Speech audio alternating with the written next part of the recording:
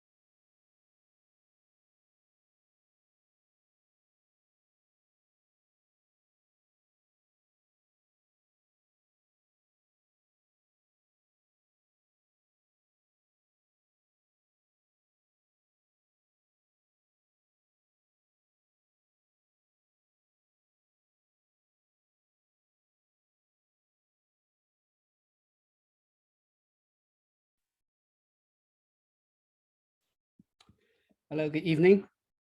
If you can hear me clearly, can you give me some response? Okay, Yes, thanks very much. yeah. Thank you. So this is our 5th lecture, and today we'll continue our discussion on homeowners organization. But instead of like last section, we move from the focus on the institutional setup to the social and political implication of homeowners association in China. It is partly related to the institutional setup of homeowners association in the ownership and management of condominium in urban China. But because of that, it triggered some political and social concern.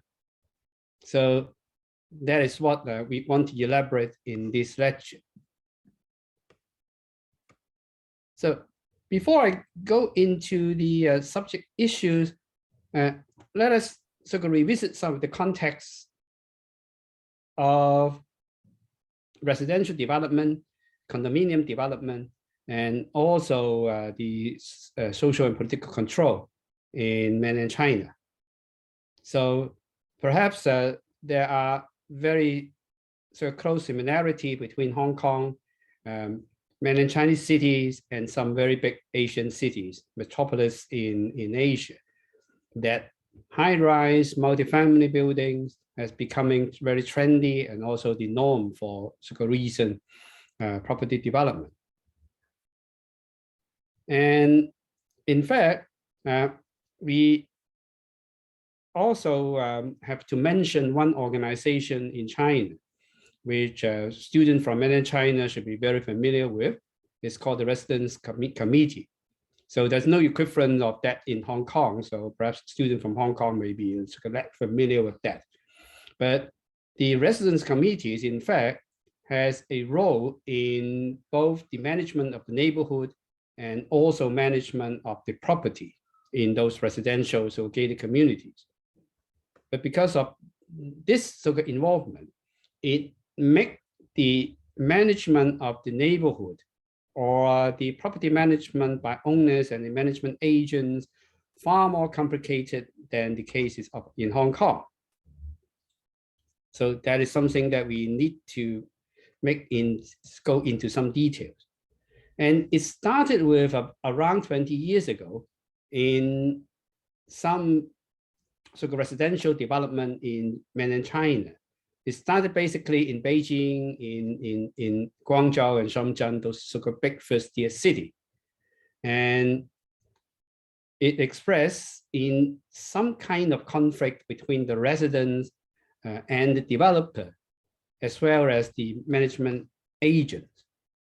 So many residents, in fact, they erect some banners and launch demonstrations asking the developer or the property management agent to do something which the residents think that they have promised but never deliver.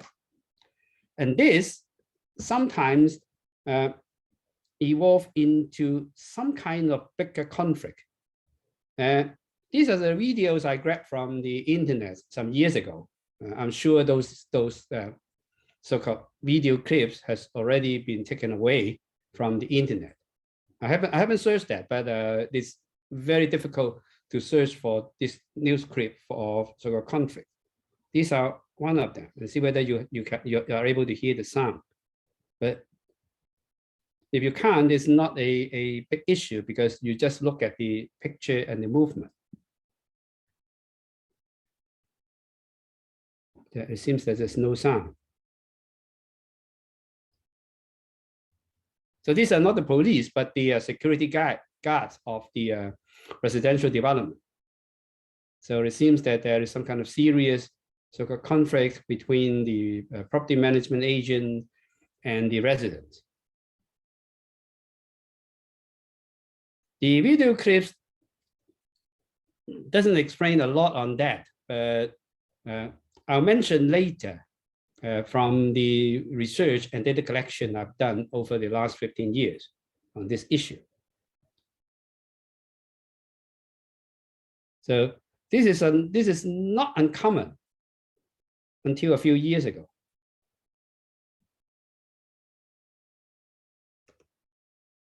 So this is another one.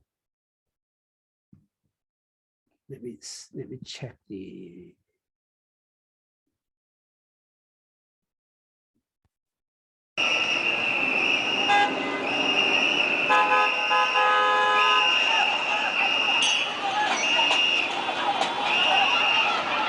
It appears that this is some kind of demonstration by the car owner having a car parade, expressing some of the grievances and demands.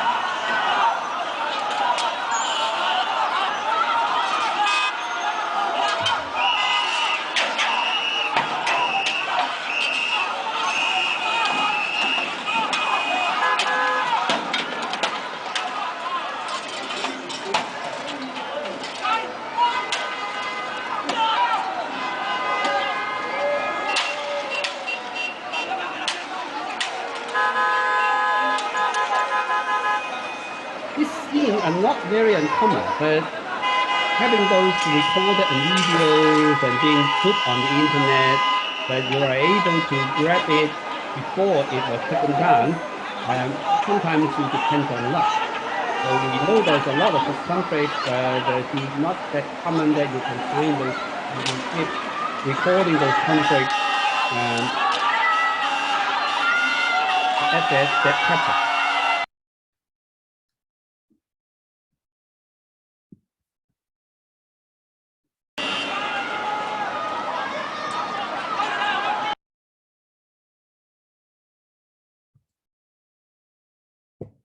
There's another one.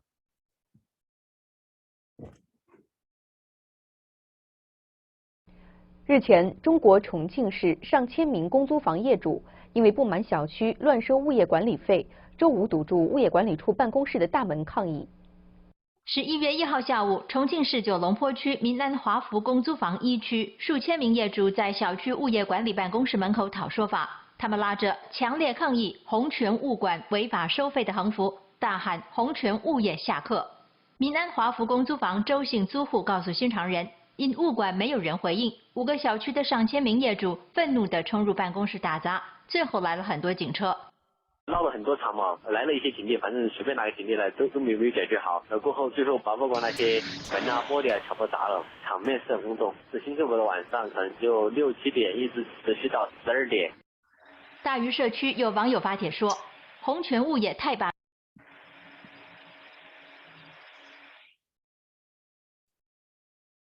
So, in a brief period of time, basically between 2003 and 2011 and 12, some of those incidents could be reported in the news.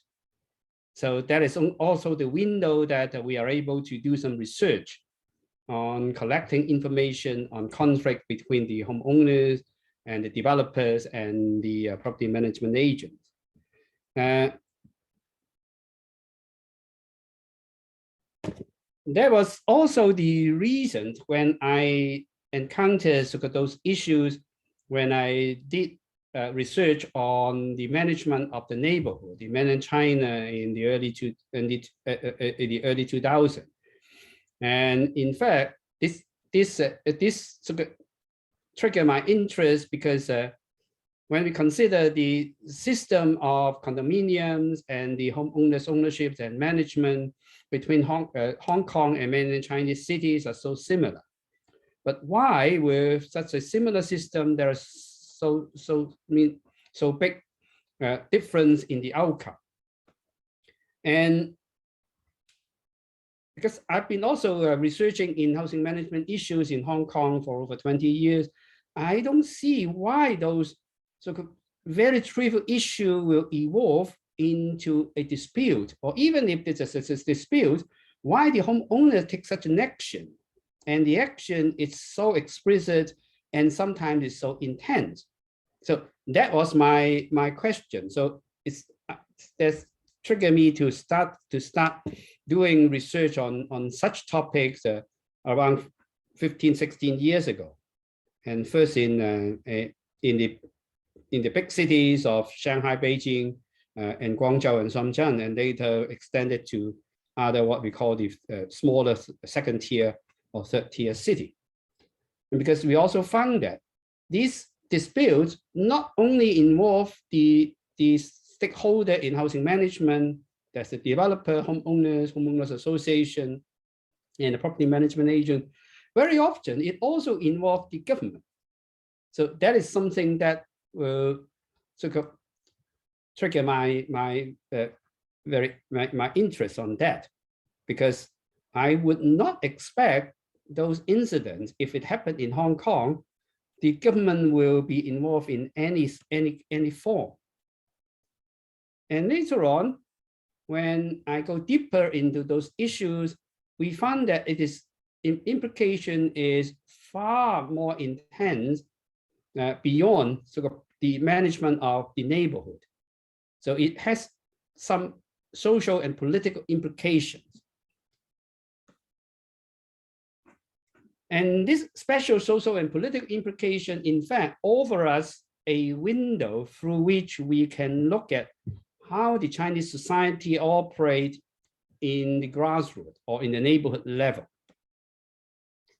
So that is also what I intend to cover in this lecture.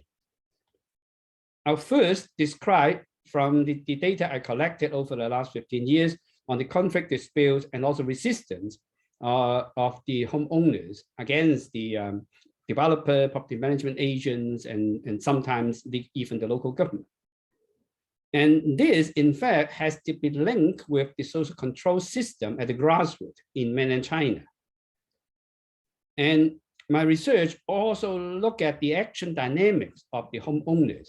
So how they react to those disputes, what kind of action, and what are the outcome of those action. And in fact, of course, I'm not alone in this area of the research. There are other so-called research that will link the homeowners' action and other action by citizens with the wider social and political system and the social control system in China. So at the end, I'll offer some more theoretical explanation of what happened and why it happened and what will it heading towards. First of all, let us revisit the institutional setup of condominium management and ownership. So this is what we discussed in the previous 3 sections. So that is the situation in Hong Kong. So that's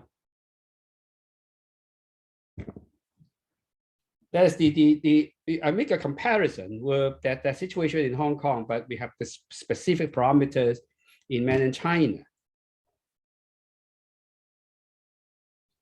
So when half of the units have been occupied, so that the developers have the obligation, in fact, to set up a homeowners so-called organization in mainland China. So it can be started by 5% of the owner. Either they do it individually or they share some kind of so-called share petition. So if upon such request, the local government is responsible to set up a preparatory committee. Is usually the responsibility of what we call the street office. I'll return street office, what street office is later, for those who are not familiar with this institutional setup. And then the preparational committee will hold the election, they will announce the candidates and arrange for meetings for the election. And this procedure is fulfilled. The meeting is eventually held and the owners organization is being formed. And this organization applied to all owners in that development and whose decisions are mandatory to all its members. So in terms of the structure, that is what we mentioned in lecture 2 on similar structure, but with a different name. So in mainland China, what we call the owners corporation is called the owners assembly. And then with that, you have the homeowners assembly electing homeowners committees, which delegates its day-to-day so-called decision-making power to the homeowners committee. And then the homeowner committee can appoint the property management agent with the endorsement in the owners assembly. But a very big difference is with the residents committee, which in the context of mainland China has the legal responsibility in supervising the homeowners committee in its daily operation, and which have no parallel in Hong Kong. So in fact, the resident committee is part of the social control system in mainland China. In every city in mainland China, you have the districts, but under the district, there is another so-called local government institution, what we call the street office. The street office will be responsible for a spatial areas and perform some social function and political mobilization function within that so-called that area. The population of the street office vary a lot. It could be just a few thousand in smaller cities, but very exceptionally, it can have a population of over 1 million. For instance, in Shenzhen, in one street office in Shenzhen, they are responsible to take care of nearly 1 million sort of population. So, but that is very exceptional. But usually in big cities, there can be hundreds of thousands of residents within the jurisdiction of the street office. And because of that big size, in fact, the daily operation of those functions are further delegated into the neighborhood by the residents committee. So every residents committee may be responsible for one or several residential neighborhoods. The residents committee, in fact, according to the law, it is an autonomous organization. So that is not part of the state machinery, but it should be an organization formed by the local residents and whose leaders are elected by the local residents. But that is something on paper. Whereas in reality, the resident committees, which was set up in the mid-1950s, is the agent of social control of the party state. So in fact, you have the directors and some staff in the residence committee, which are paid, but not very much, and it's not according to the sort of civil service standard. But in fact, the resident committee also have a party secretary. So in fact, the party secretaries is in fact the so-called nerve tips of the local party state, in which the party secretary is the boss. So it is responsible for a long list of things. So among them, there are 3. These are some more important. One is about local service provision.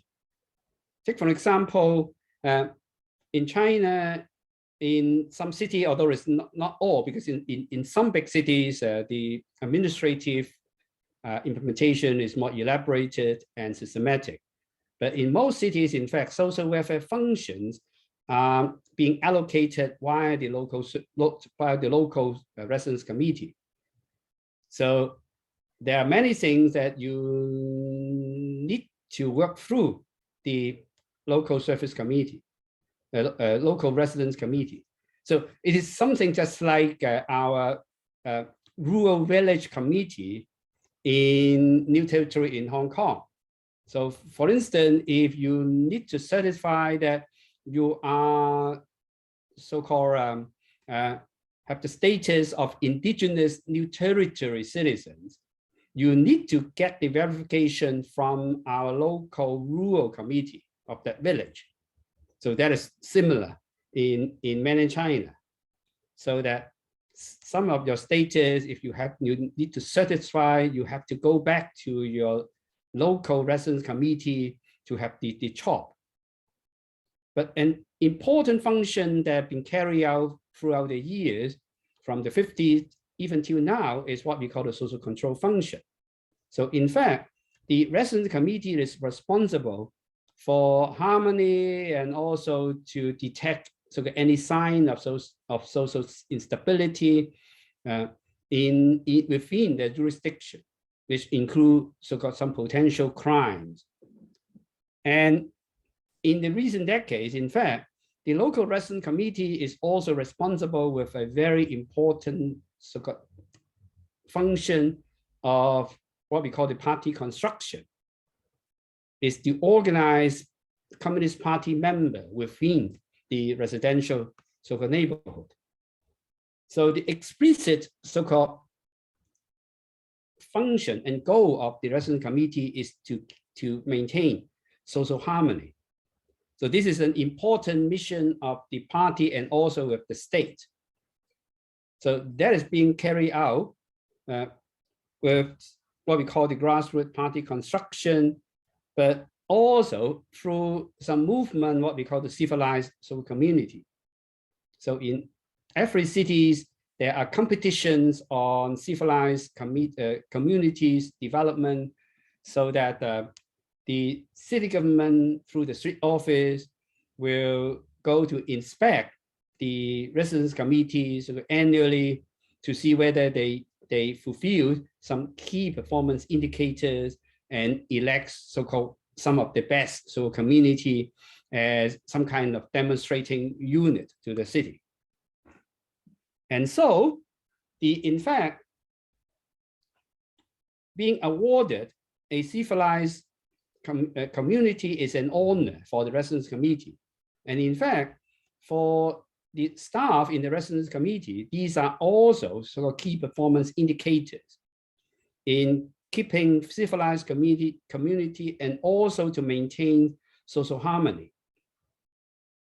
And in big city, particularly in large gated community, because of the existence of very elaborate property management services, in fact, the residence committees, many of them have to rely on the property management sort of company to help them to keep social harmony and also to keep the neighborhood in order, both in terms of the physical security, to eradicate crime, or to keep the environment sort of clean and decent.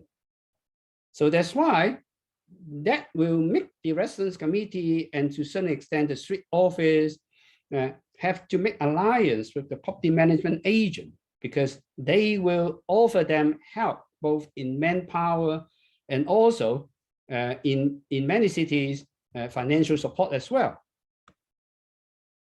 And this is also important for the residence committee to rely on the property management agents to help them to maintain social harmony, because the staffing of the residence committee is not as rich as the property management agent.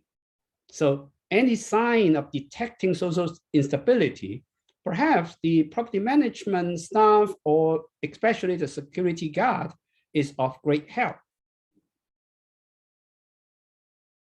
And this is also in the interest, in fact, of the residence committee not to encourage or sometimes even to suppress homeowners' action, which is basically against the developer or the property management agent. But because the property management agent and the residence committee, their interests are aligned, so that it's easy, or the residence committee will prompt to sign line, to align the interest with the property management agent to protect their interest. So that also lay some kind of risk of conflict between the local government and the property management agent. With the residents so-called organization. Whereas on the other hand, in fact, such conflict between the homeowners and the property management agent, the developer, is only part of those movements of ordinary citizens in the name of protecting their right. So we call it 维权. So homeowners protecting their property and management right is just one aspect of this so-called right. Whereas in other areas, noticeably, for instance, in the movement against demolition in urban renewal, so the residents are protecting their right of residents against demolition. Or there are many citizens in the rural areas or in the fringe of cities which rise up to protect their right against the construction of big infrastructure, which have an environmental impact on their livelihood. So these are a lot of such examples. So I managed to collect some data through the mass media, basically newspaper or the some kind of the internet social media, on the incidents of disputes and conflict between homeowners and other stakeholders. It's basically the developer, the housing management agents, and sometimes it's the local government. So I collected those statistics from the 2003, 2010. In fact, I'm also doing another phase of this data collection after 2010. But I haven't summarized the result here because I need to verify those results. So you can see that in these 4 first-tier big cities, the incidents of dispute, there's just disputes, it's not some kind of very big so-called incidents. Those disputes, in fact, has risen over the decades from 2003 and to 2010. And noticeably is Guangzhou and Beijing, which record the highest sort of incident of this dispute. I'll return later why these 2 cities and what does this figures sort of mean. Whereas in Shanghai, we see a rise, but after 2007, it dropped. Whereas in Shenzhen, there are not too many sort of disputes, although it has a continuous sort of increasing trend. So these are the total number of incidents. And these are the breakdown of the problems. So the disputes, the most disputes before 2008, in fact, is on housing problems. So it concerns the developer. But more recently, in fact, other problems are also on the search. Take, for example, the red one is the fee and services. So accusing the property management agents of overcharging or some public facilities and environment. And a small number is on some management issues. So if you look at how they approach to resolve sort of those issues, the result is quite interesting. So it's rather surprising. In fact, most of these disputes, they end up with the settlement not settlement, but with the appeal to the court, with the legal system. But that's also interesting that after 2007, in fact, this route of conflict resolution was in a decline. I think it's on a further decline past 2010. Whereas this so-called light blue line is what we call the antagonistic action. So these are more explicit action to voice out so-called their grievances.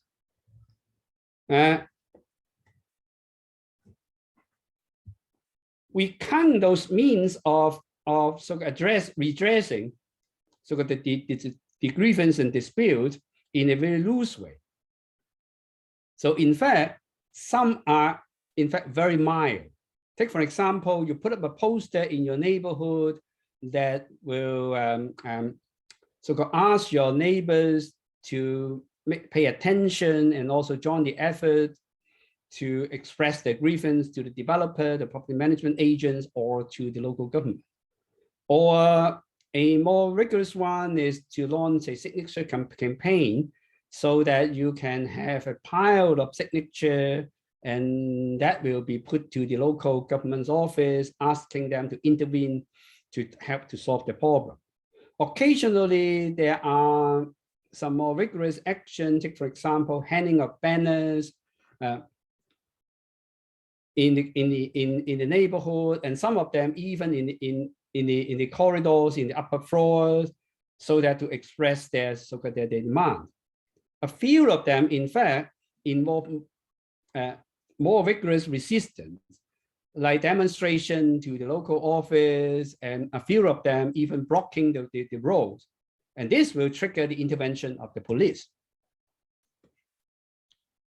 But interestingly, although most of this issue, they started as dispute between the relevant stakeholders in property management and development, the developer, property management agent, the homeowners association, but many of them end up in involving the local government as target. So that is a question we need to ask, because if we have this kind of disputes and conflicts in Hong Kong, very unlikely it will involve the government, or the residents or the homeowners will target the local government in making their demand. Of course, in Hong Kong, there are some exceptions, but I'll mention the exception later, but it is very exceptional.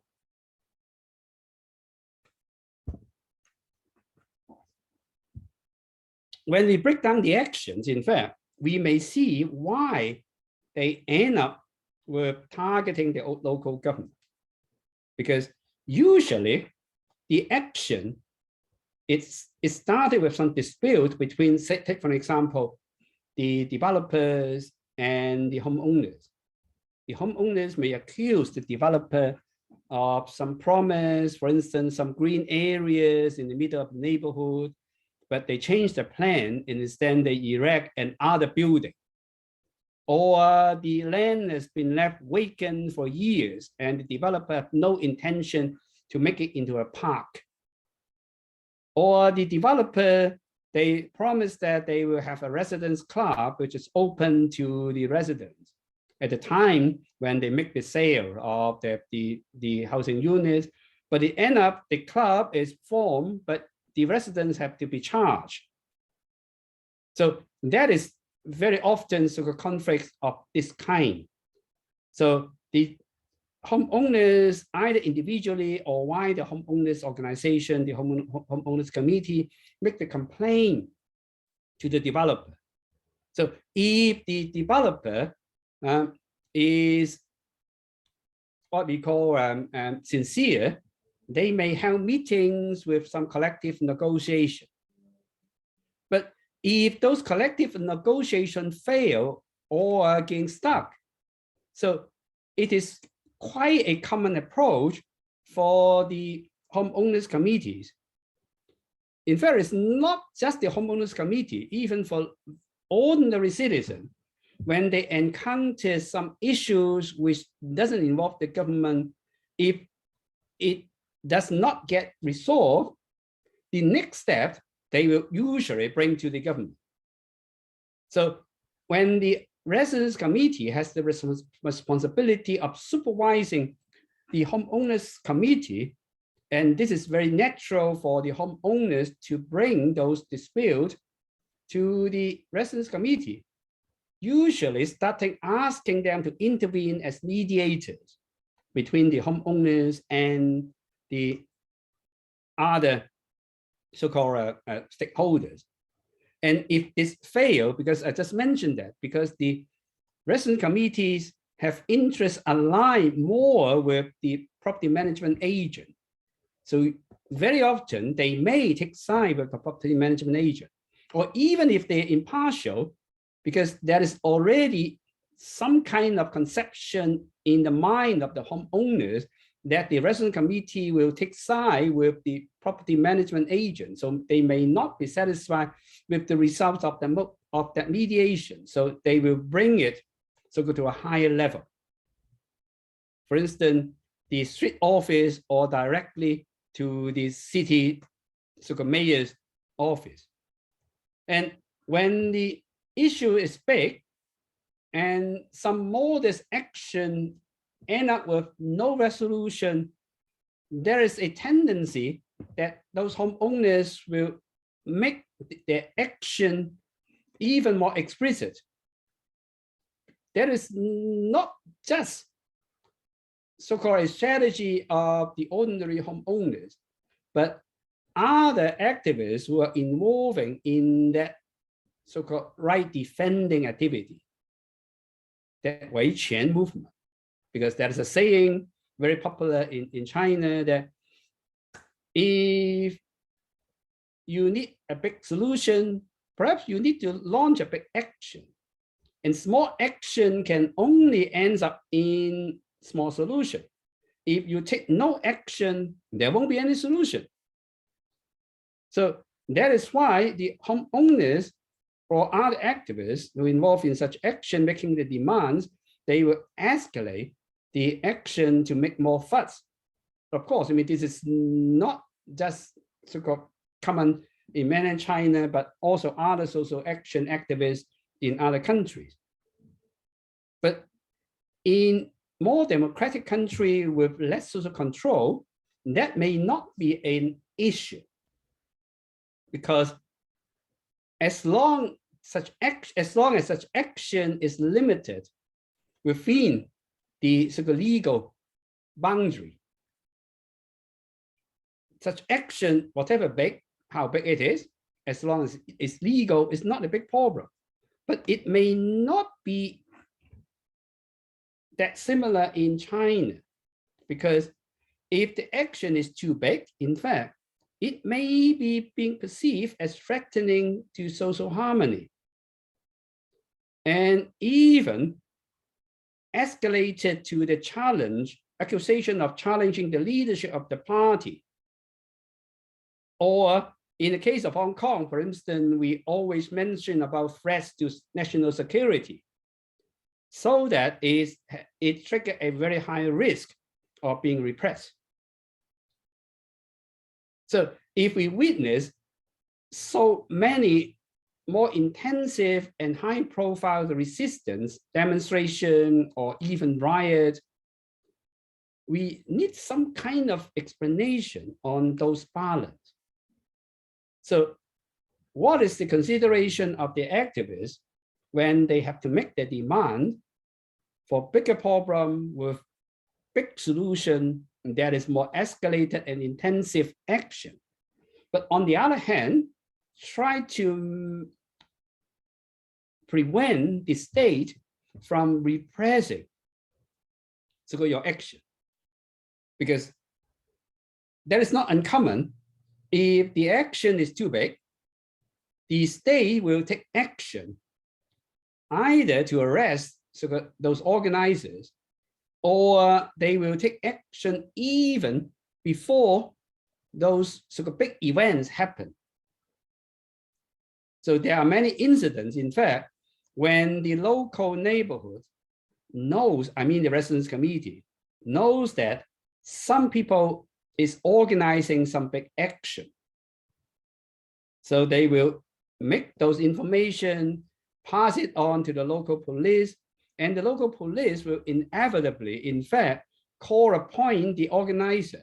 Of course, I mean, there is no excuse to arrest them, but they will make specific cautions with the organizer. So I have a lot of examples through my interviews that they call upon the homes of the organizers, said nothing, but just to raise some kind of concern. So they may check on very routine, mundane things and those individual organizers. But of course, those organizers already took the message that, in fact, the police or the local state is putting an eye on their action. So perhaps they will change their strategy. So how this balance is being made is one very important point of research. So in fact, this balance or this concern is not just the concern of the homeowners activists when they launch their actions.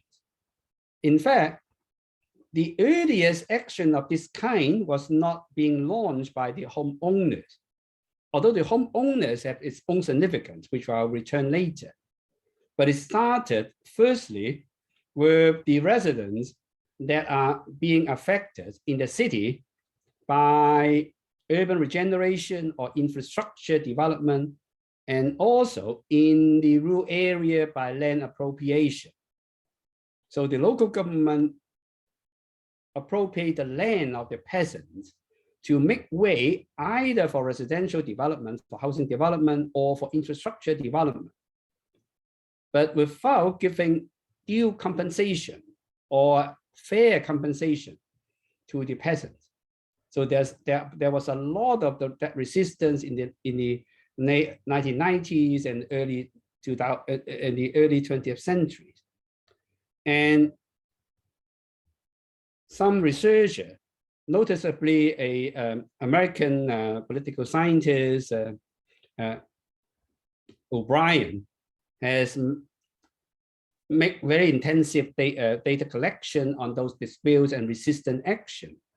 And he theorized those actions, particularly focused on the balance we have just mentioned. So he framed it as a rightful resistance. And this research was later on carried out with his collaborator in the Chinese University of Hong Kong,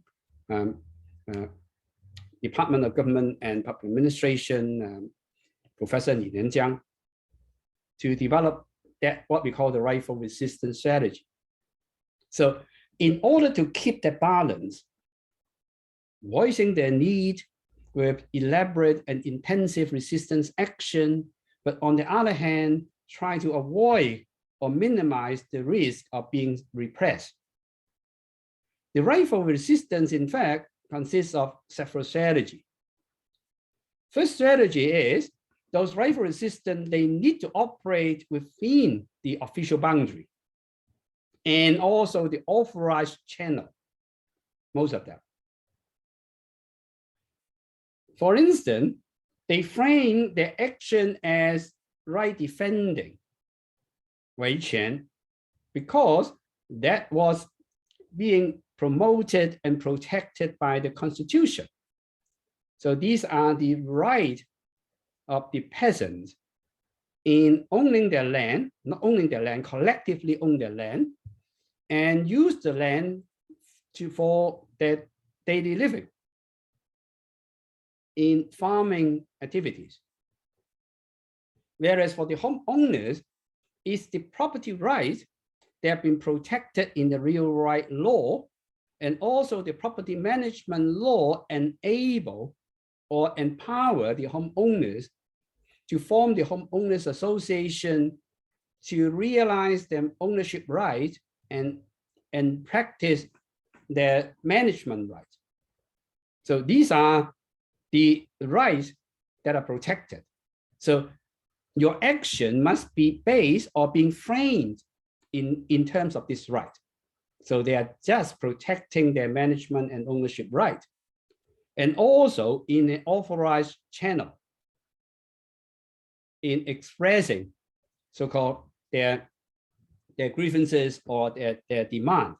So that's why they will first approach the local government to voice their concern and also ask for their help. But usually this is only just the necessary and the basic strategy, because this will not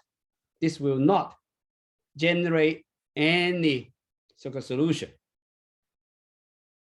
So you need also to exploit the division among the power fractions within the party state. although the image of the Chinese state, is very powerful, is a unified chain of command.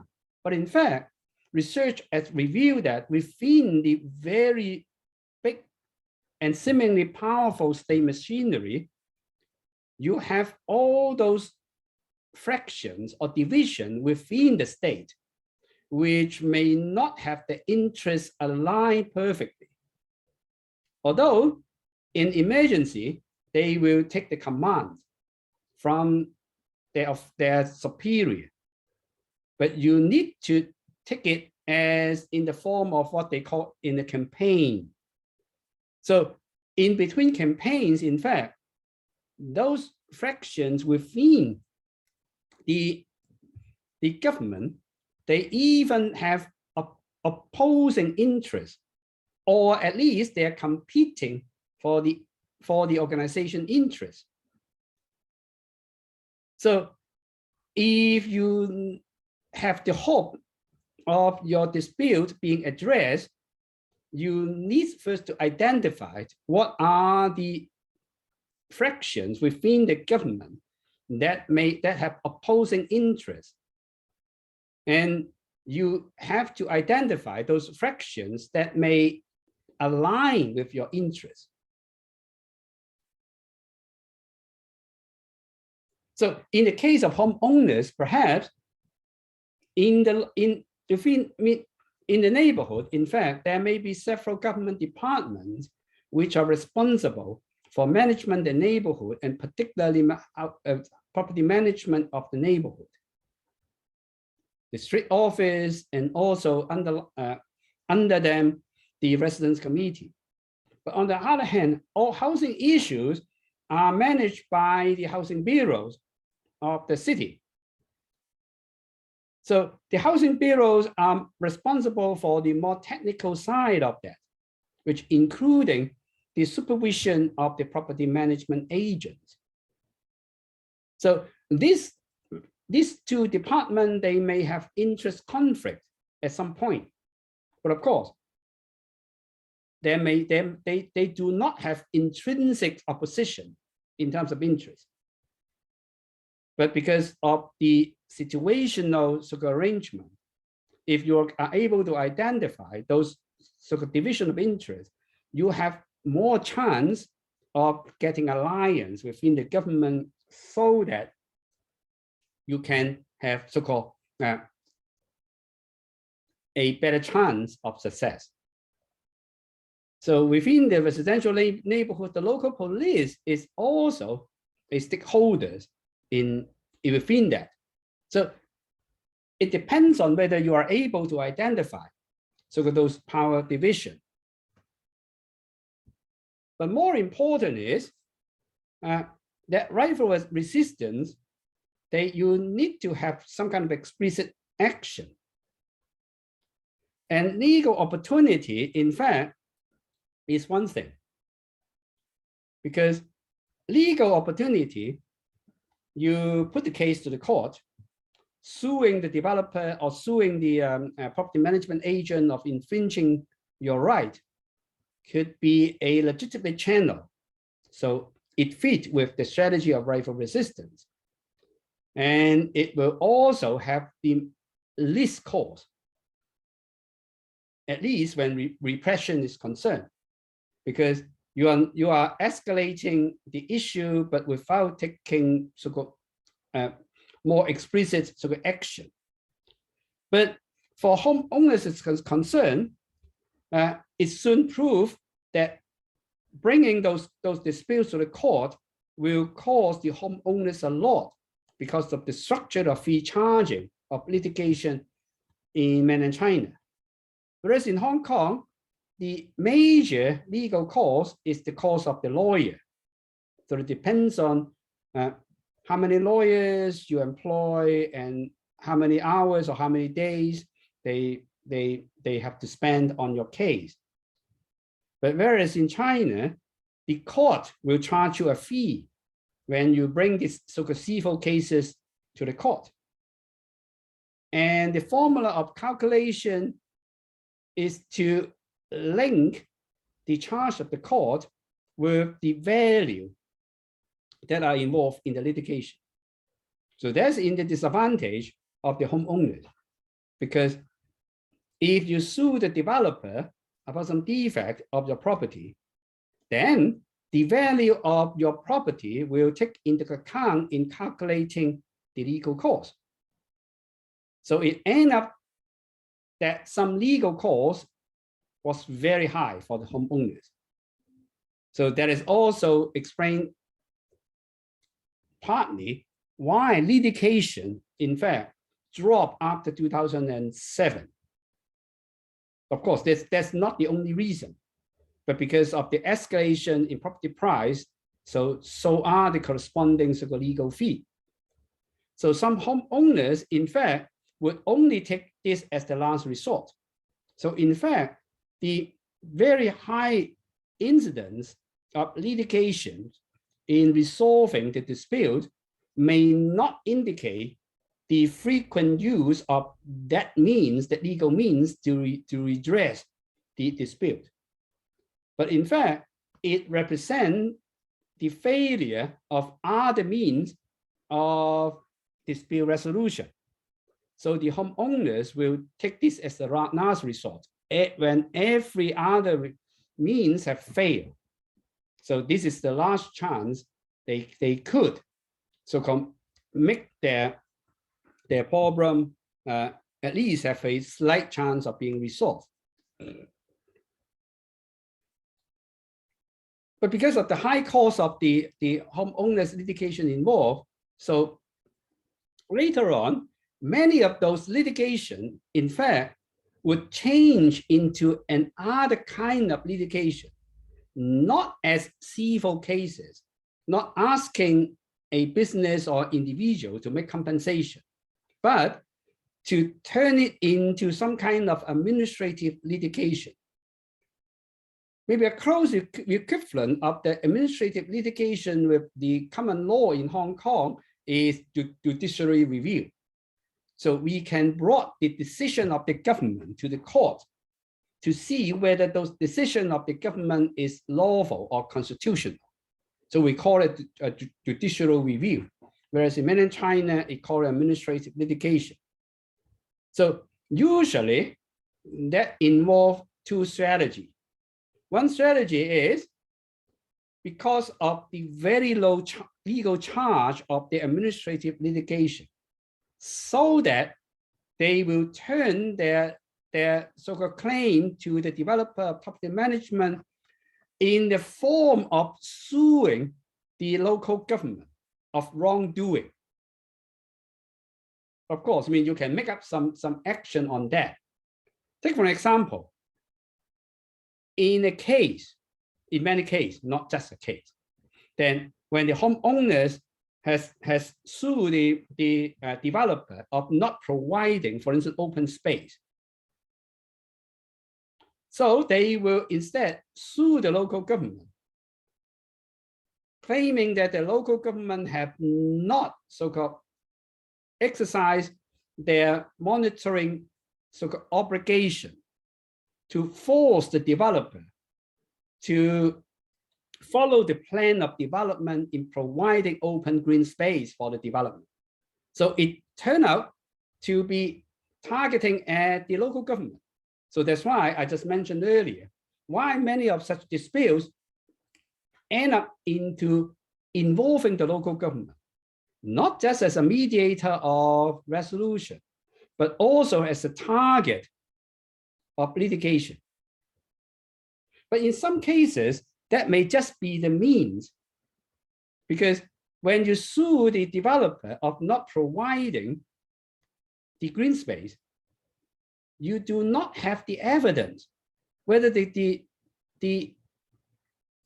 developer has really the plan in providing those green space. In jurisdiction like Hong Kong, those information are open. So you can ask the government to provide those information. But in mainland China, this may not be that open, at least, 5 to 10 years ago. So when you sue the government on that, you can ask the government to make a defense. When the government have to make a defense, they need to provide those information to the court and also to the homeowners, to the homeowners association of the homeowners who are the plaintiff of that litigation. So that is the means of the homeowners association to get that essential and valuable evidence in order to use them to sue the developers.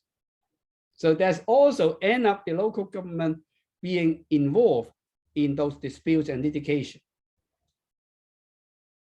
So although this is the process, but an unresolved questions will arise. Because in this aspect, in fact, we see a lot of those disputes now increasingly evolve into not just involving some tangible and material so-called disputes, but also other disputes that have no little connection with property management or property ownership, and it turned up to be political because some homeowners and some homeowners association are being involved in some demands which have no direct connection with their own neighborhood, but with some wider political issue. Take, for example, it started in 2006 and 2007 in Guangzhou, which over 100 homeowners associations signed a petition to the Guangzhou municipal government, demanding the government to disclose the figures of the allocation of sinking fund. Sinking fund is a technical term for those who are not involved in property management. Sinking fund is a technical term for the funds that have been set aside for major repair maintenance. And according to the law in China, the developer have to set aside a certain proportion of money that are linked to the total development to development funding of the residential development as a sinking fund. And those sinking funds will be transferred to the homeowners when the property are occupied. But some homeowners in Guangzhou, they suspect many developers have not so-called fulfilled the obligation of assigning that sinking fund and transfer to the homeowners. So they asked the government to investigate and to make the information transparent. So these are not directly related to individual neighborhoods, but have a citywide connection, which related to policy. And later on, this kind of request has been increasing, not just in Guangzhou, but in other cities like Beijing, in Shanghai. And some of them even form into what we call the natural network of homeowners, which is beyond the need to exercise their ownership and management right of homeowners in the residential neighborhood. So this will serve some kind of political function. So that's one of the questions we would like to follow up on, why homeowners association will become politically active and have some kind of political significance on the one hand.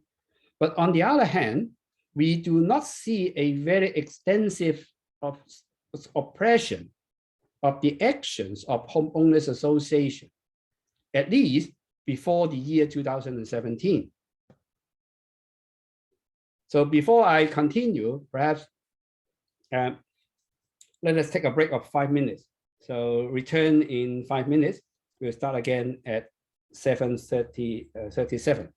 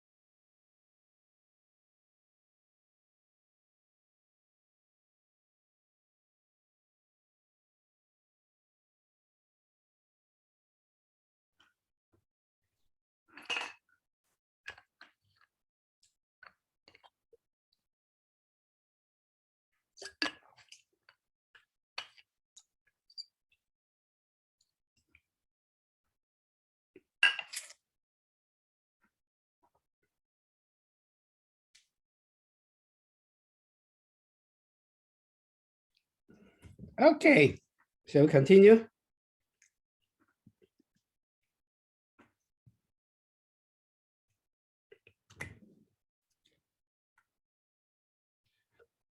I mentioned earlier, in fact, within the state of China, different department, different fraction, they may have opposing interests, or at least the interest is not aligned.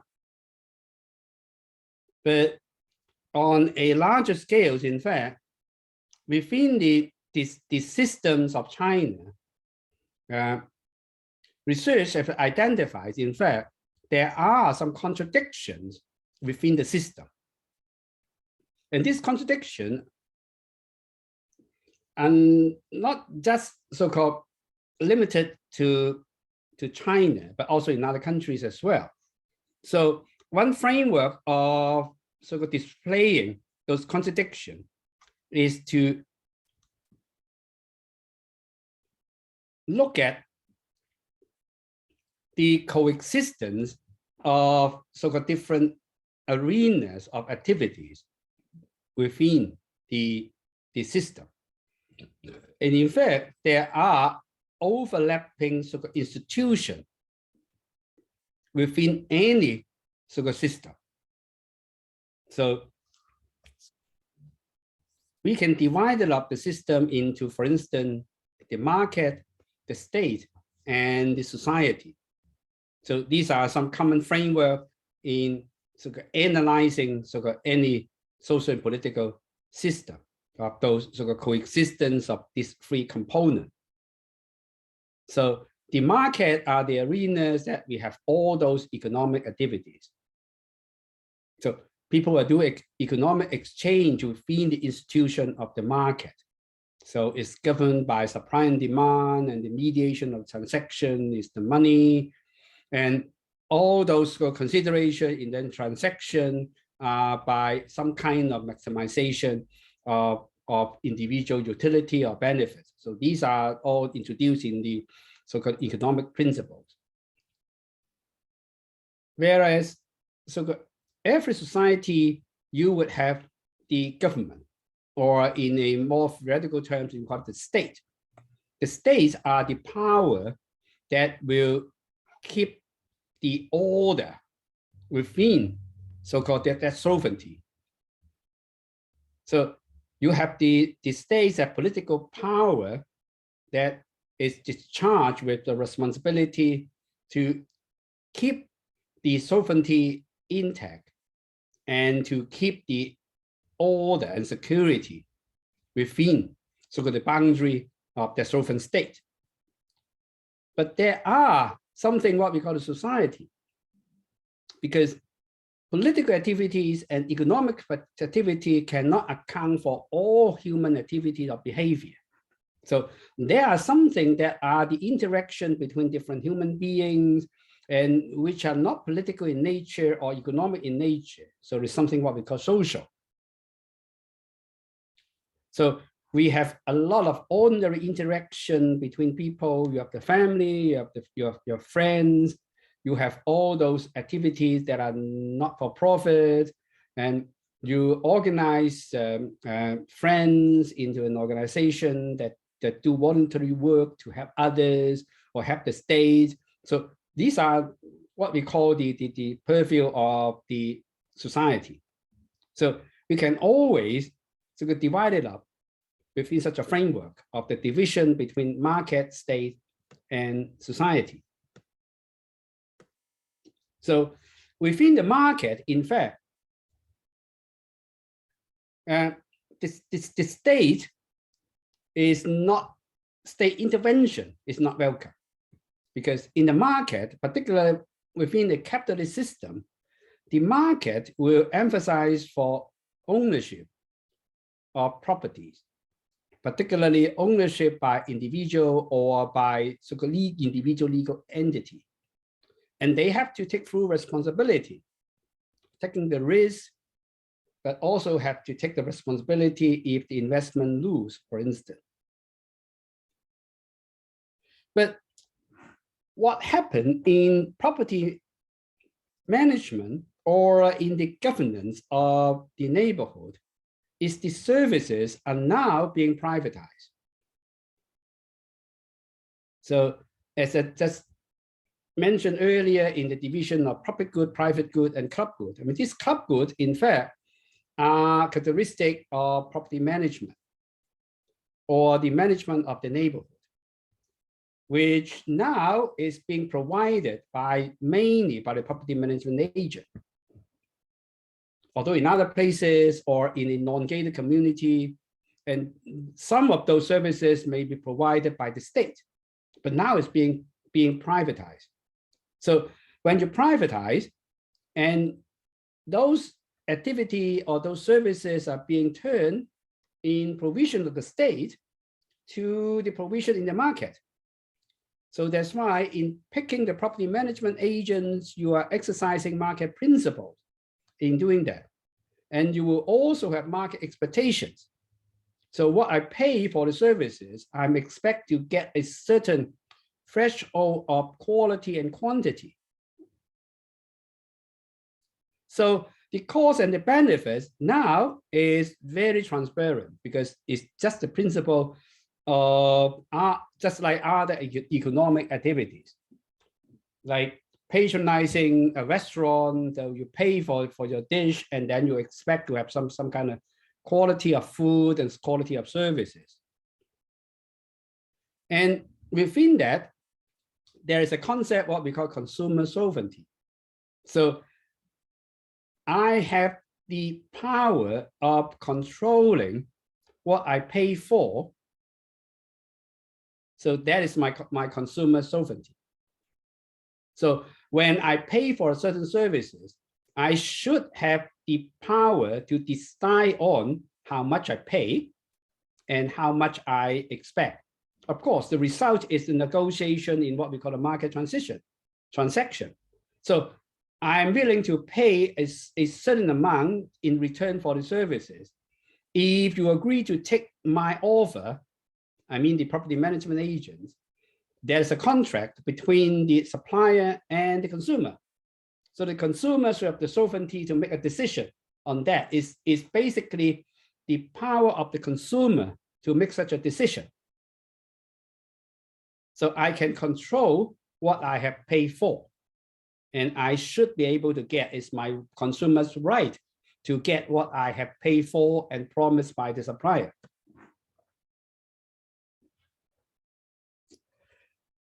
But there are complications in those supermarket arrangement. First, the property management services or the services for the neighborhood is something what we call post-experience good. You do not know what you get, in fact, only after you have made the consumption. Because of that, in fact, that is not that easy for the consumer to negotiate with the supplier on the level of services and the level of payment that both parties have explicit and equal sort of specification. So in this respect, the state may be expected or being entrusted as arbitrator of these conditions, so that when there's dispute, there is always a mediator who can mediate these differences.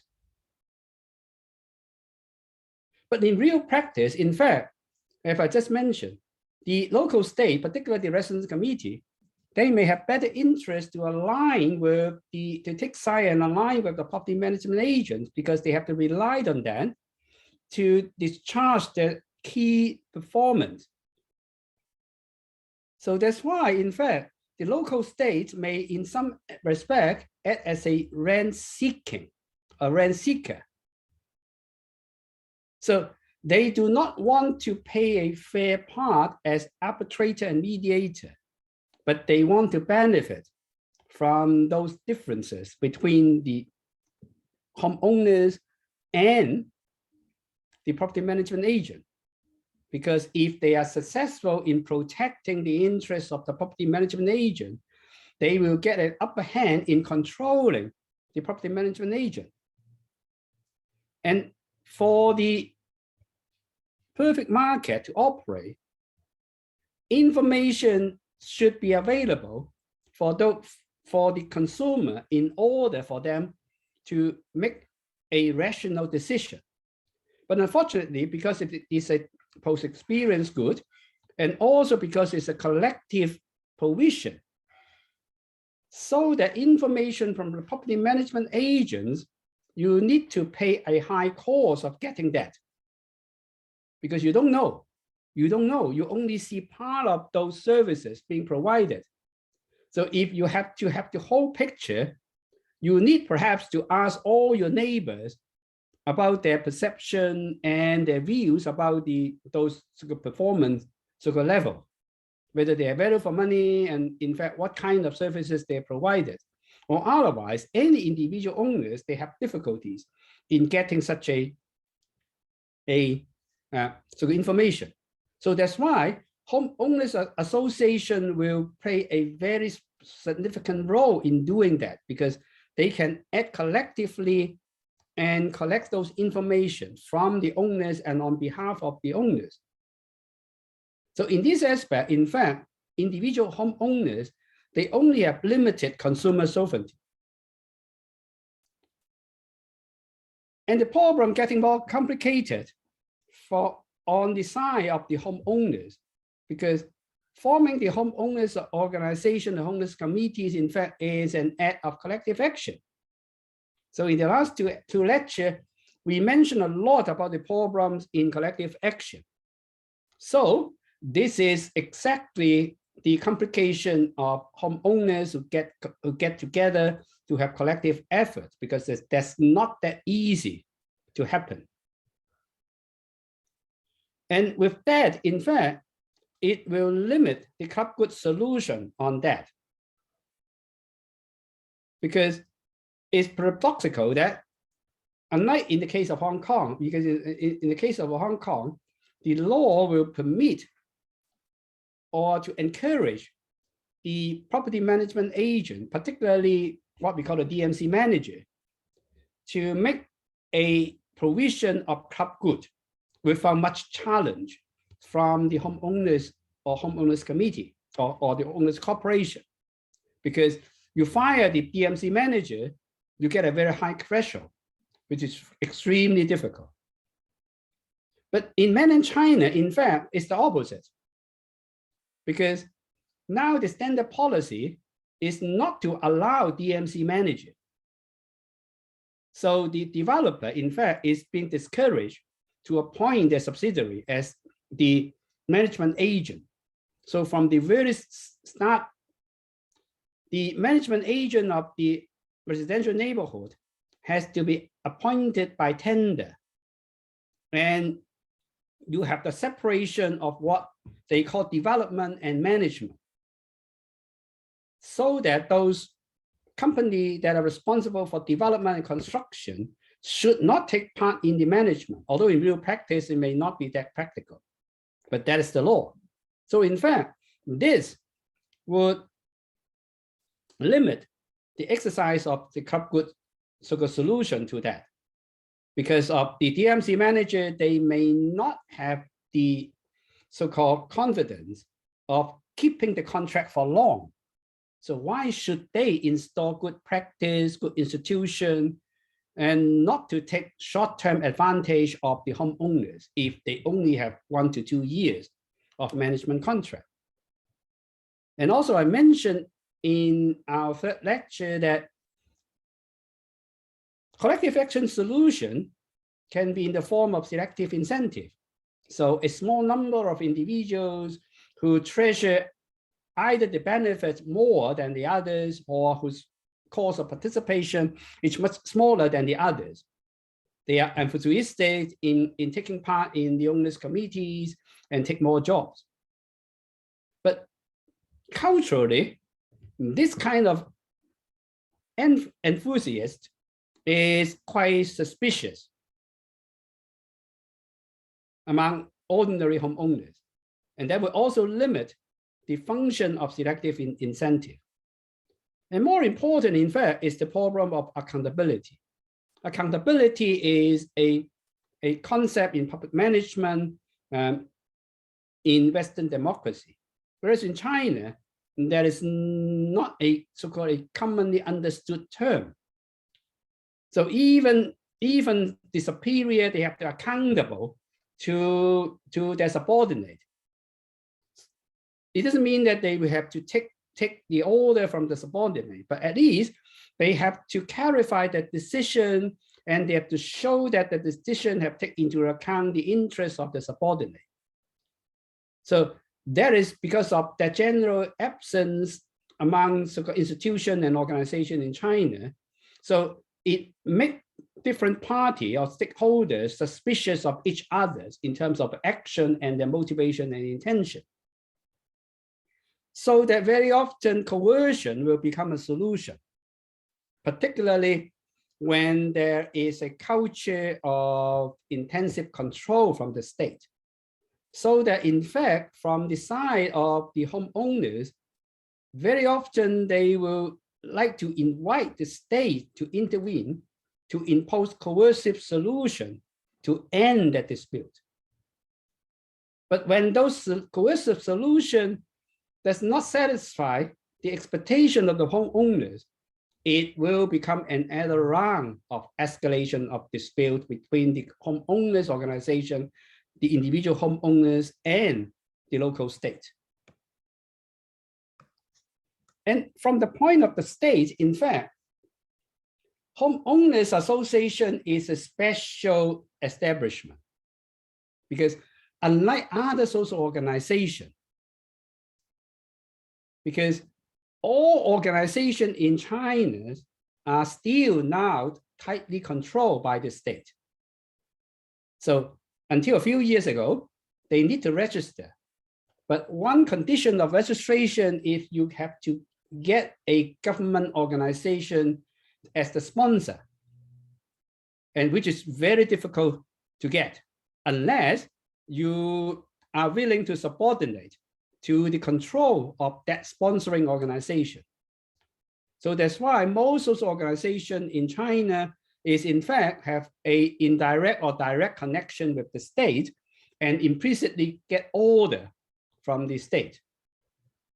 For those organizations who do not want to do that, to subject to the control of the state, many of them choose to remain unregistered.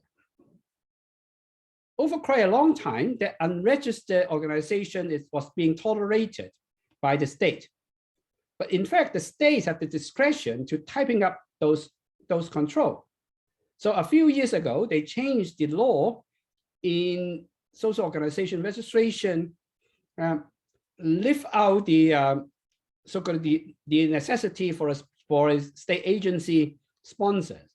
Now, all organizations, if the social organization, if they want to, they can directly register with the local government, the Home Affairs Department of local government, the Civil Affairs Department of the local government as a social organization. But it doesn't mean that the state have relinquished control on that. But instead, they implement even a type of control by imposing what they call an auditing regime. So that local social organizations have to write a report, an audit report to the local government.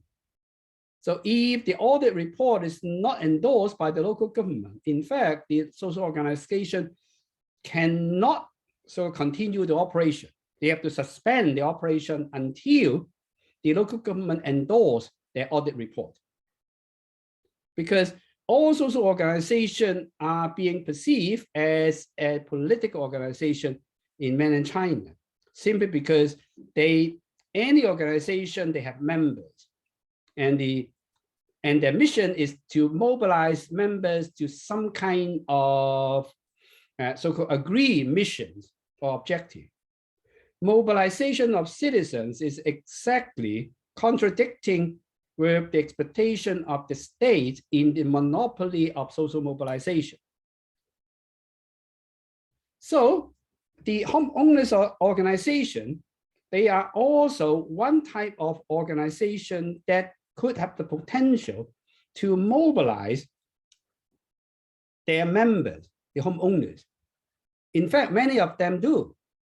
So that has a political nature in the eyes of the government. But paradoxically, homeowners organizations, although they are being perceived as a political organization, but they are not being registered as a social organization.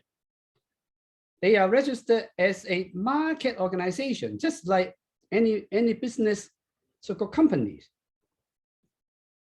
And it's also not in the interest of the state in oppressing the organization of homeowners. Because if there is no homeowners organization, the responsibility of maintaining neighborhood governance and neighborhood management will fall upon the local government, which they did it before the economic reform, but now they are not in any kind of capacity in doing that.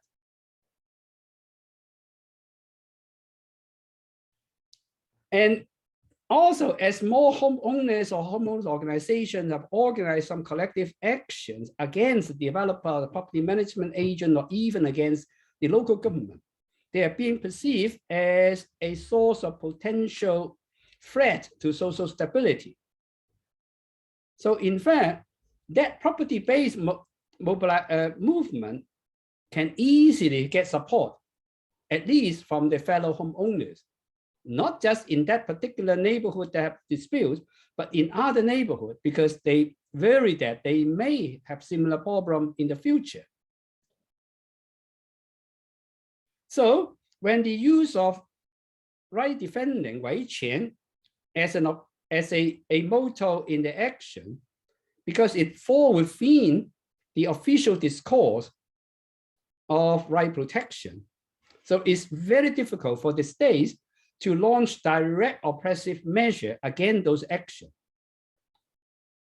And as I've just said, outlawing those homeowners association is perhaps not an option, because the vacancy that are being left by the disappearance of owners or association may fall on the local government. So there is a burden to them. So on the one hand, it's easy for the homeowners to be dissatisfied with the property management agent of the developer because of the imperfect market operation and also because of the imperfect implementation of market rules. But on the other hand, homeowners associations are being perceived as a social organization and partly a political organization because it's a potential capacity of mobilization.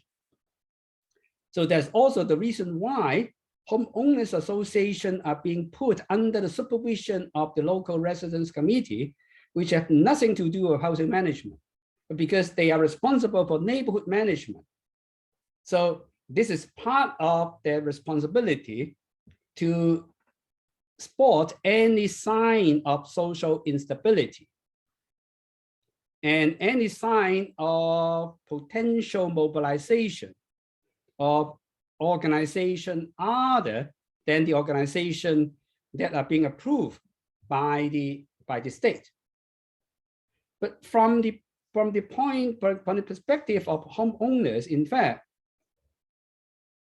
although many of them, they started their action or their concern on the problems within their neighborhood.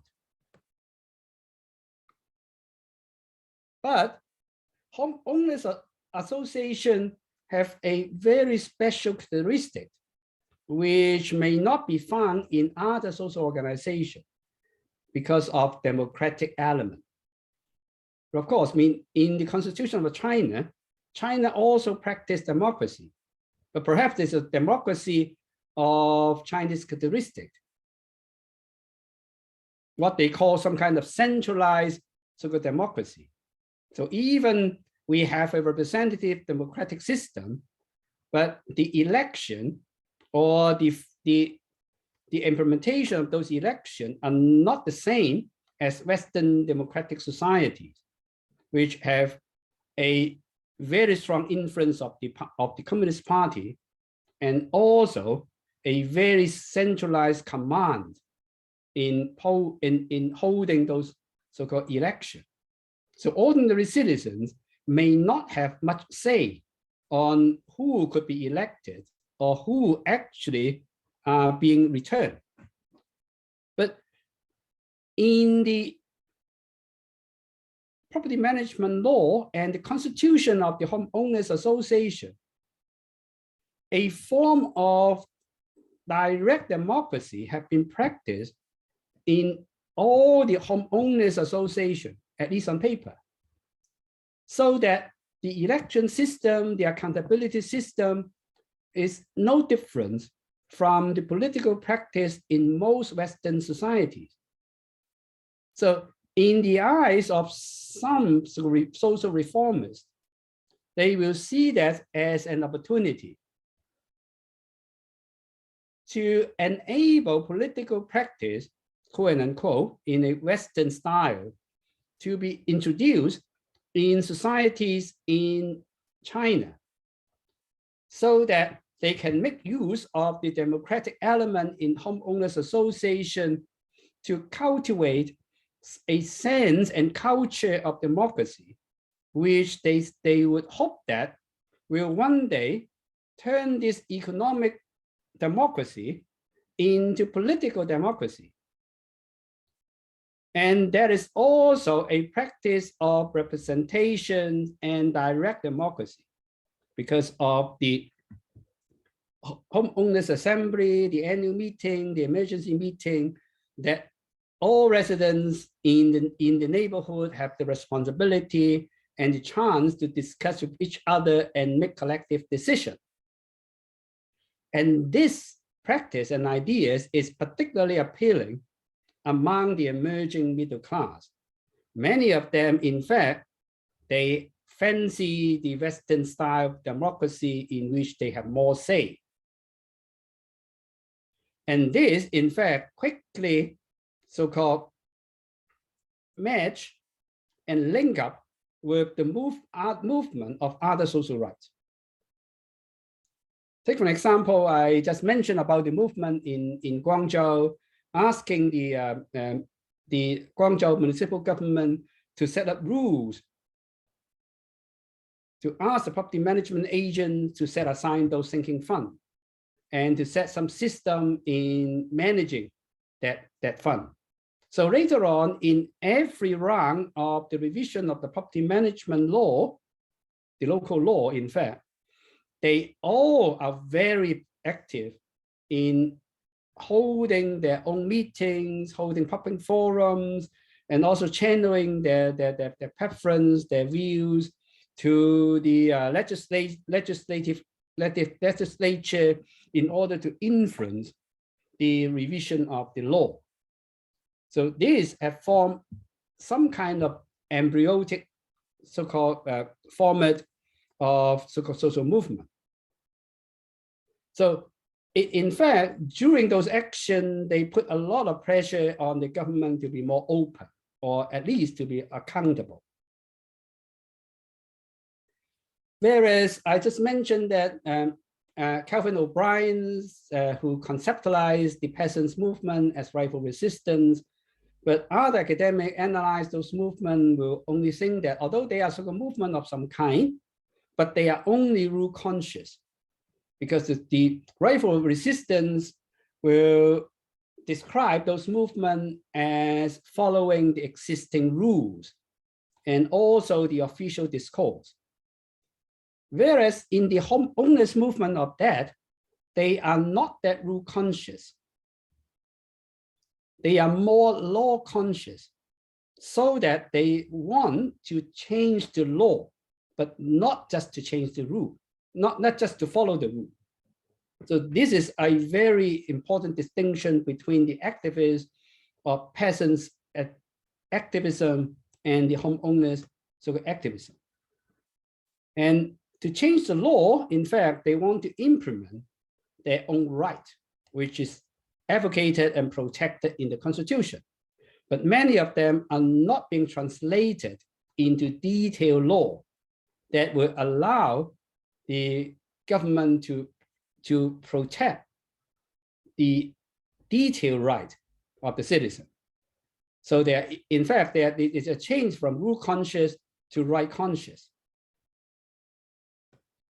So in the actions, in fact, we also witnessed some trend started in the early years of the last decades. So we witnessed more mobilization beyond the neighborhood. So starting from the action that urged the government to put more control and regulation on the sinking fund, in fact, in Beijing, in Shanghai, and in Guangzhou, there are also citizen groups. Basically, they are homeowners. In the name of homeowners association, they hold forums. They have their own advocacy in order to press the government to change the law, so that the rights of the homeowners be more protected. So these mobilization have got beyond the neighborhood. So in fact, they even have organizations that mobilize homeowners in different neighborhoods in the city to form a network. And there are also attempts, in fact, to form a national network so that all those city network of homeowners can get together to have more influence to the central government. So I've been also tracing the formation and development of those natural networks in the last 10 years. And in fact, they haven't stopped. They haven't stopped. Although the activity may have changed. Some of them may get low profile, but those attempts haven't stopped. In fact, this coordination within and across cities has intensified and being more sophisticated. So instead of just holding physical meetings, which is easy to attract the attention or the surveillance of the either local state or the central government, they diffuse that into different virtual networks. So there are over a dozen of WeChat groups that will link up different portions of this network, both within a city or across cities in different provinces. So it haven't stopped. In fact, the proliferation of network have expanded. So my PhD student, in fact, at the moment are researching on those proliferation of network. And a few years ago, he found close to 100 networks that have been formed in different cities in China. Some are some are short-lived, some are closer to the local government, but some are more independent. Some are even so-called more articulative. So these are the so-called more recent development. With the proliferation of the internet, I just mentioned that many of them have broken down into different so-called WeChat group so that they can communicate in private and for just discussion. Although you cannot free from government surveillance, but at least it's much more difficult to survey all those networks in real time. And occasionally, there are even some connection between those homeowners activists and other political activists. So some of them, they have so-called overlapping memberships. So a few years ago, in fact, a few of those homeowners activists, they even participate in their district election for the People's Congress. Although none of them get elected, but still, they have attempted to push this momentum of homeowners activism into more political, or at least some kind of policy, so-called advocation. But more recently, because of those developments, in fact, in many cities, the control over the homeowners association have been stepped up. So now the formation and the election of homeowners association are being tightly controlled by the residents committee. So they're typing up their eligibility, they have deeper involvement into the election so-called process, so-called in order to have a type of control on who could be returned. And this is in the context of the relaxation of controlling social organization I've just mentioned. Although it's easier to register an NGO, but when you once register, you are subject to even a type of control. In this aspect, in fact, there has been some theorization of so-called this seemingly contradictory existence of active homeowners activism on the one hand and typing up of control on the other hand, is what Li and Chen has sort of conceptualized as practicing authoritarianism through bargaining. So China is disputedly an authoritarian state. Want to control the aspect of behavior of every citizen within the country. But in fact, this authoritarianism can take many forms.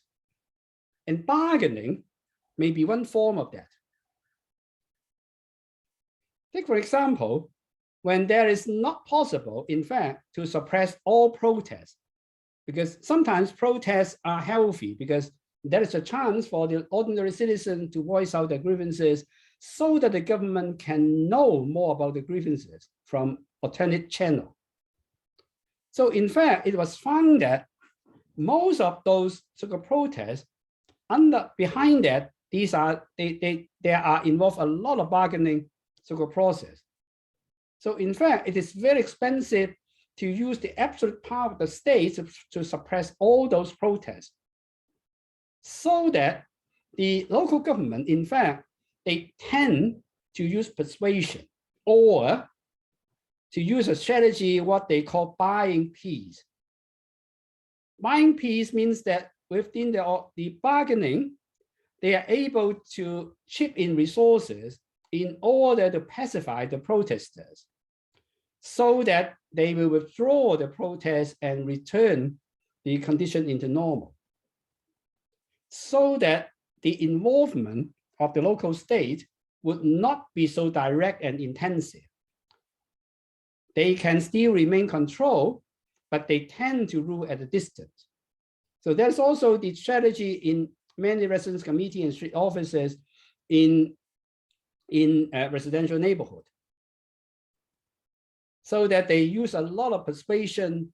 When those persuasion would not succeed, they are very ready to use oppressive means to so-called turn off all those so-called protest action.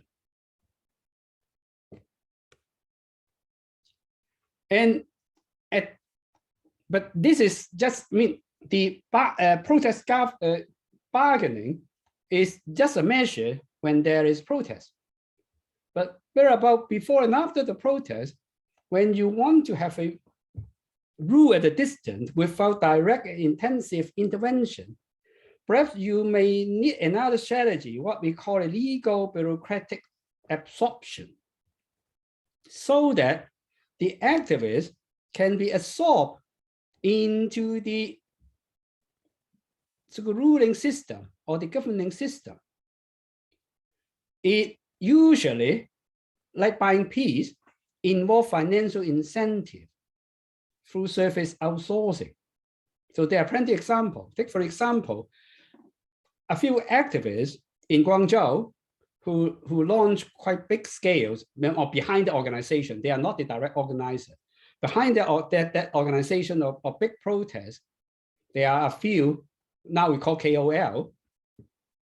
And after the protest, in fact, the government actively approached the organization where the activists have been organizing to offer them outsource opportunity, give them money financial incentive for the organization in order to carry out projects of the state, of the local state.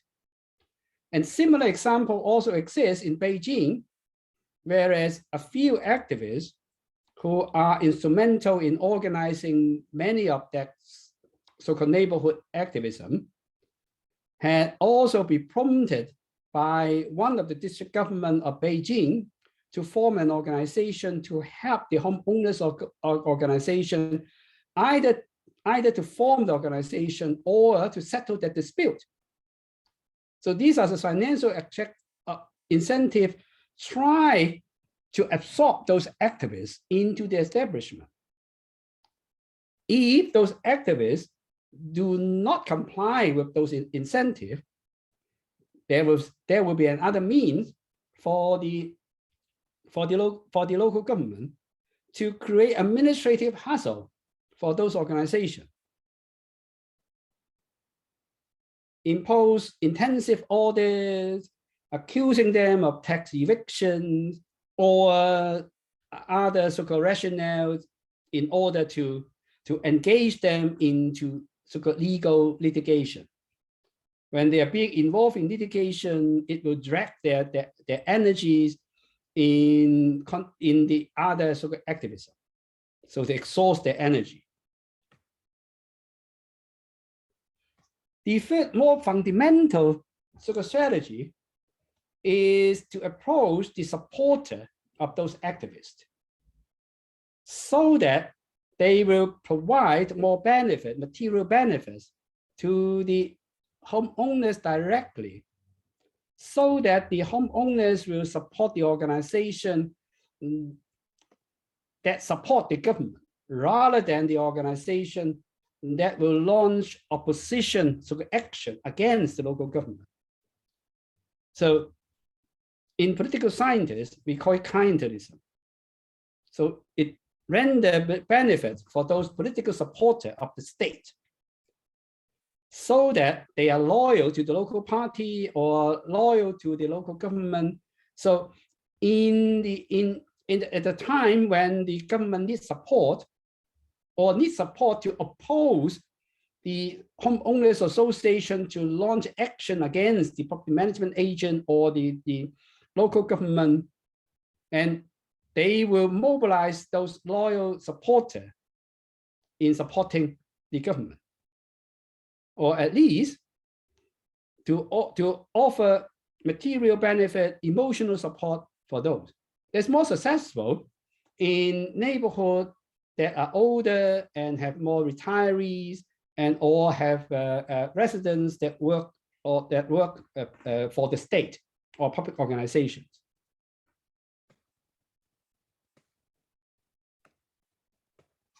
So as a very short summary, and sorry because of the overtime.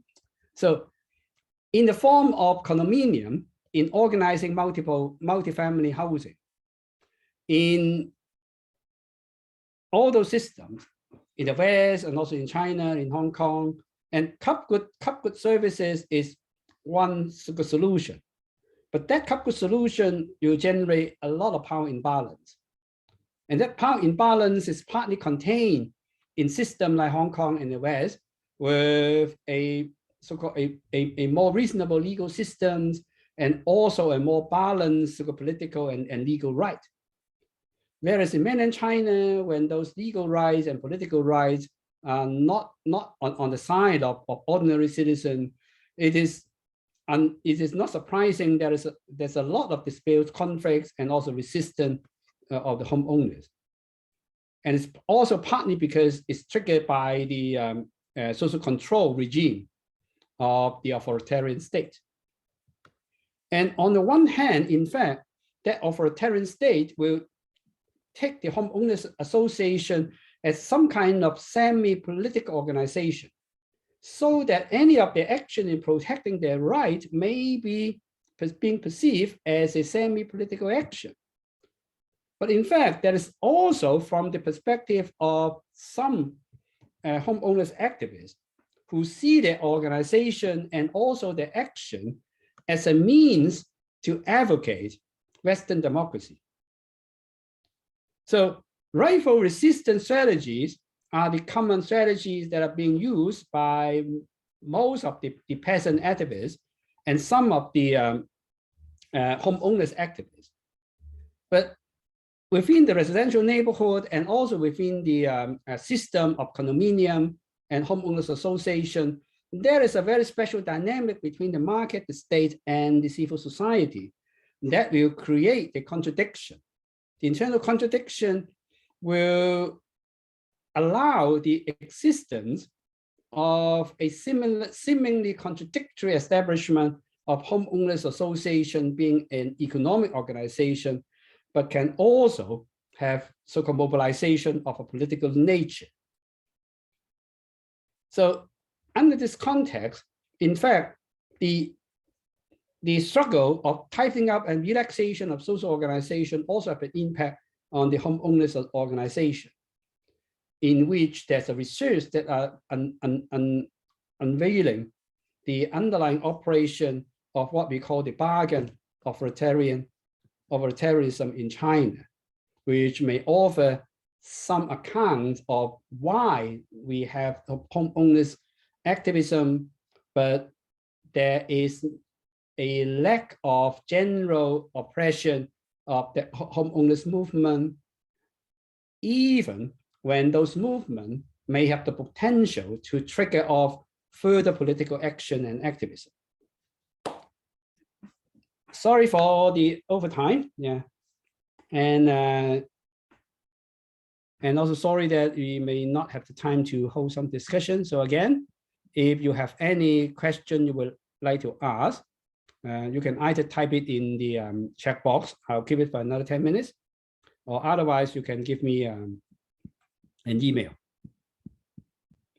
So next lecture, we'll switch to something else, not on collective action and homeowners association, but on the third housing sectors and the management of the housing sector, which we will follow by 2 lectures on public housing, basically with reference to Hong Kong. And after that, Dr. Jun Wang will deliver 4 lectures on issues and urban management. So I'll see you the week after next. So if you have any question, write down on the chat room or email me. So until then, goodbye.